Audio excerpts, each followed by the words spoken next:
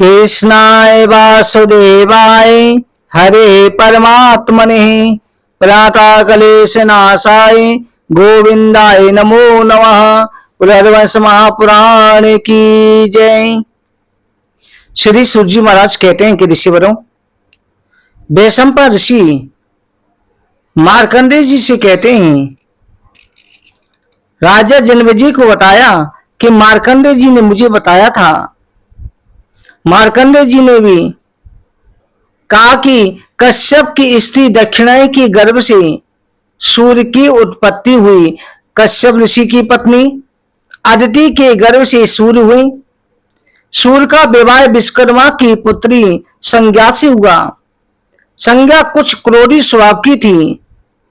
वो अपने यौवन के सामने सूर्य के ताप से सदा ही असंतुष्ट रहती थी, क्योंकि सूर्य के तेज के कारण संज्ञा की सारी सुंदरता नष्ट हो गई थी। एक बार वृद्ध कश्यप ऋषि के आश्रम पर अदिति जो गर्भवती थी भिक्षा के लिए गई। कश्यप ने उसे आलस्य नष्ट होने का श्राप दिया। श्राप को सुनते ही अदिति बिलक बिलक कर रोने लगी। तब कश्यप द्रवित होकर के बोले, तुम्हारे गर्भस्थ बच्चा नष्ट नहीं हुआ है, वो सुरक्षित है। तभी से सूर्य मातंड नाम से पहचाने जाने लगे थे। सूर्य के प्रचंड ताप से तीनों लोग पीड़ित होने लगे। सूर्य के द्वारा संज्ञा के गर्भ से एक कन्या दो पुत्र का जन्म हुआ। कन्या का नाम यमुना था, पुत्रों का नाम सहदेव और यम। सहदेव बेबस मनु हुए। यम और यमुना की उत्पत्ति जुड़वे रूप में हुई थी। सूर्य के तीव्र ताप से पीड़ित संज्ञा अपने ही समान नव रूप यौवना एक सुंदर छाया उत्पन्न करके बोली, मैं अपने पिता के घर जा रही हूं। तुम यहां रहकर के द्वेष व ईर्ष्या से मुक्त होकर स्वस्थ मन चित वाली होकर मेरे दोनों पुत्र और पुत्री का पालन करो। परंतु ये बात मेरे पति भगवान सूर्य को भूल करके भी नहीं बताना। छाया संज्ञा की सत्य को स्वीकार करते हुए बोली, देवी जब तक मेरा केस पकड़कर मुझे श्राप नहीं देंगी तब तक मैं राज नहीं खोलूंगी। संज्ञा अपने पिता विश्वकर्मा के घर पहुंच गई। विश्वकर्मा ने संज्ञा को अपने पति के घर वापस जाने को कहा। पिता के बार बार आग्रह करने पर संज्ञा घोड़ी का रूप धारण करके उत्तर दिशा में गुरु प्रदेश में घूमने लगी। इधर सूर्य से छाया के गर्भ से बेबस मनु के समान आकार वाला एक पुत्र उत्पन्न हुआ, जो सामान्य नाम से विख्यात हुआ। दूसरा पुत्र शनिचर हुआ। छाया ने संज्ञा के बच्चों को पहले जैसा मानना बंद कर दिया। अपने पुत्रों को लाड प्यार करने लगी। यह सौतेला व्यवहार संज्ञा के छोटे पुत्र यम को सहन नहीं हुआ।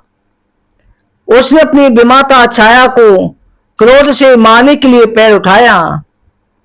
छाया ने यमराज को श्राप दिया कि तुम्हारा पैर इसी समय गिर जाए।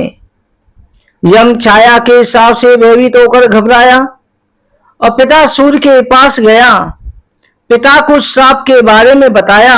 उसकी निवृत्ति हेतु कुछ करने के लिए प्रार्थना की।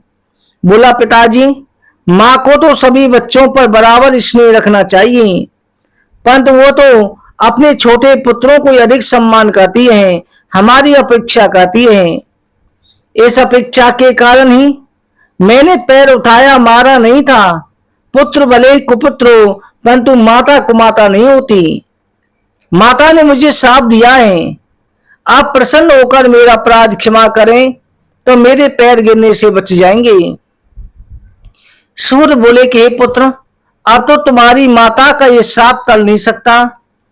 जाओ, कीट पतंगे तुम्हारे पैर का मांस लेकर के पृथ्वी के अंदर चले जाएंगे, जिससे तुम्हारी मां की वाणी की भी रक्षा होगी, तुम भी श्राप से मुक्त हो जाओगे। सूर्यदेव ने छाया से बात जाननी चाहिए कि दोनों बच्चों को अधिक प्यार करती हैं, औरों की उपेक्षा क्यों करती हैं। परंतु छाया ने सूर्य को स्पष्ट जवाब न देकर इधर उधर की बातों में टाल गई। फिर सूर्यदेव ने अपने योग बल से सारा भेद जान लिया। छाया को नष्ट करने हेतु क्रोध के साथ उन्होंने उसके केस पकड़ लिए। छाया सारा भेद सूर्य को बताकर अंतर ध्यान हो गई। सूर्य क्रोध में ही अपने ससुर विश्वकर्मा के घर पहुंचे। विश्वकर्मा ने समझा बुझाकर सूर्य के क्रोध को शांत किया। फिर बोले, आपकी पत्नी संज्ञा आपके तेज में रूप से दुखी होकर घोड़ी का रूप धारण करके सदा तपस्या परायण केवल पत्तों का आहार करती हुई किस दिन जटिल अवस्था में वन में रह रही है। हे पुत्र, यह तुम मेरी राय मानो तो मैं तुम्हें अत्यंत सुंदर और कांति में बना दूं। सूर्यदेव तैयार हो गए। विश्वकर्मा ने सूर्यदेव को शांत पर चढ़ा करके घिसा। इस घर्षण से सूर्य को उग्रता कम हो गई। मुख अति सुंदर लाल वर्ण का चमकने लगा। उनके मुख से निकलने वाले तेज से धाता, विदा, अरमा, मित्रावरुण, अंश, भाग, विश्वान, पूषा, अर्जन, जगन, त्वष्टा, अग्जन, विष्णु नामक 12 आदित्यों को देखकर सूर्यदेव प्रसन्न हुए। विश्वकर्मा सूर्य को पुष्प, चंदन, अलंकार, आभूषण आदि से सम्मानित करके बोले, हे आदित्य, आप अपनी स्त्री के पास जाइए। इस समय घोड़ी का रूप धारण करके उत्तर कुरु प्रदेश में घास चल रही है। सूर्य ने भी घोड़े का रूप धारण किया।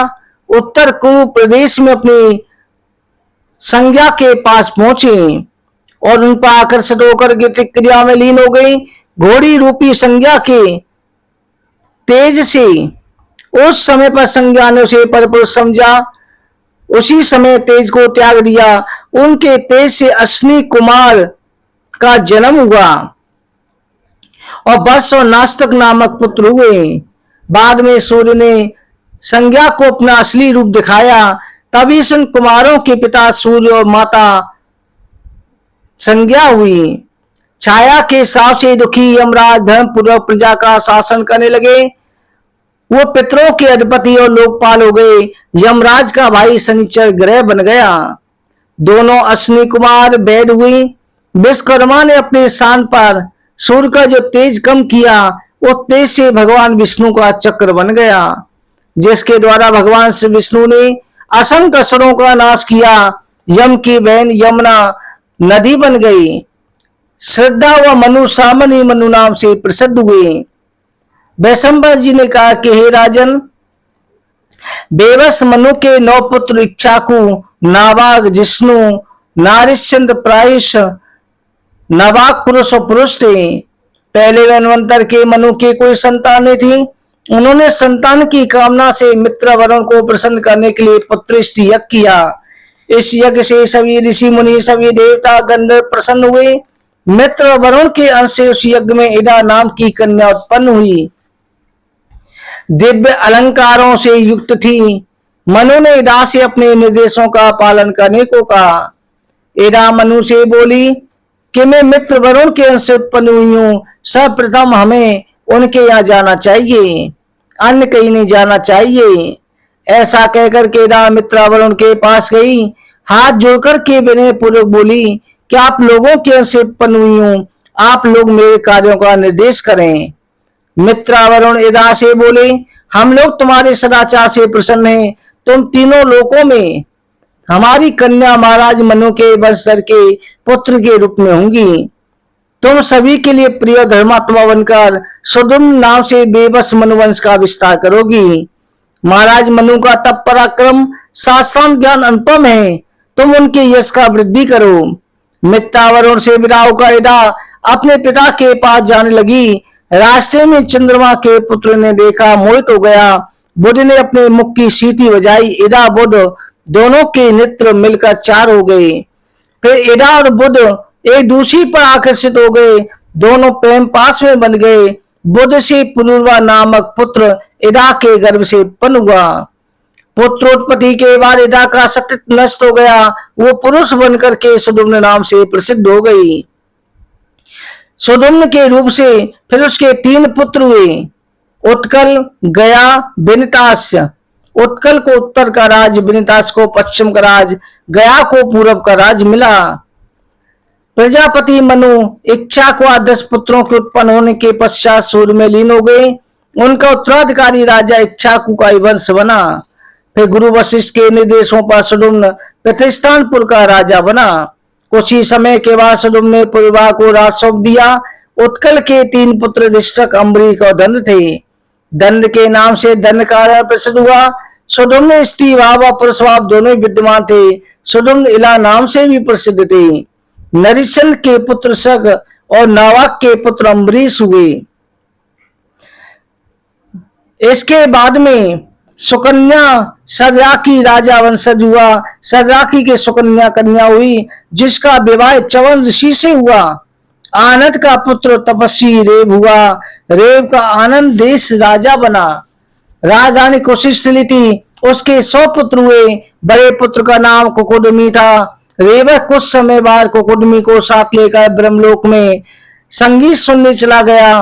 ब्रह्मलोक में रेवत को एक मौती ठहरा, परंतु मृतलोक पर अनेक युगों के बराबर था। जब रेवत ब्रह्मलोक से मृतलोक लौटा तो यादवों का राज्य हो गया था। उसकी रक्षा में वासुदेव, भोज, अंडक, विष्णु भी तैनात थे। महाराज रेवत ने समय को पहचान करके अपनी पुत्री रेवती से बलराम का विवाह कर दिया और स्वयं सुमेरु पर्वत पर तपस्या करने के लिए चले गए। रेवत आदि से सभी भाई यादवों के वैसे सभी दिशाओं में भाग कर बस गए। इनकी संतानें अपने को सर्या का वंशज कहने लगी। इस तरह से रेवती का विवाह बलराम जी के साथ हो गया था। मनु को छींक आने से एक पुत्र उत्पन्न हुआ, जिसका नाम इक्ष्वाकु था। इक्ष्वाकु के 100 पुत्र हुए। सबसे बड़ा विकुक्षी था। विकुक्षी का पेट बहुत बड़ा था। वो कुशल योद्धा था, परंतु धर्मात्मा होने के कारण अयोध्या का राजा हो गया। विकुक्षी के सगनियार 50 पुत्र हुए, जो उत्तर दिशा में राज्य की स्थापना करने लगे। फिर उसी में आगे जाके ससाद के पुत्र कुकुस्थ हुए, जिन्होंने वृषभ रूपधारी इंद्र के ऊपर बैठकर के असुरों को जीता, इसलिए उनका नाम कुकुस्थ पड़ा। उनके युवनाश हुए। युवनाश के वैदस हुए। इस तरह से धुंध का वध करने के लिए कुबलास को धुंध कुमार भी कहते हैं कि कुबलास ने धुंध का भी वध किया। हे राजन, कुबलास के 100 पुत्र हुए। सभी यज्ञ प्रिय थे। सभी यज्ञ प्रिय आदि थे। इनमें आगे चल के वैद्रास हुआ। वैदास ने महर्षि उतंग से कहा कि राजन, उतंग ऋषि से कहा कि स्त्री का त्याग करके आप इस समय अपने धर्म का पालन करें। कुबलास अपने 100 पुत्रों से धुंध को मार करके भगवान विष्णु के लोक को प्राप्त हो गया है। फिर वैद्रास और उतंग ऋषि दोनों ने तपस्या करी। फिर वैद्रास के उतंग ऋषि के तप के बल के द्वारा आगे धर्मात्मा पुत्र उतंग हुआ। आगे चल के इसी वंश में अक्षय, धन, विजय, धर्मराज आदि नामक पुत्र हुए। इस तरह इसी वंश में उत्तक के वंश में महर्षि गालव की उत्पत्ति हुई।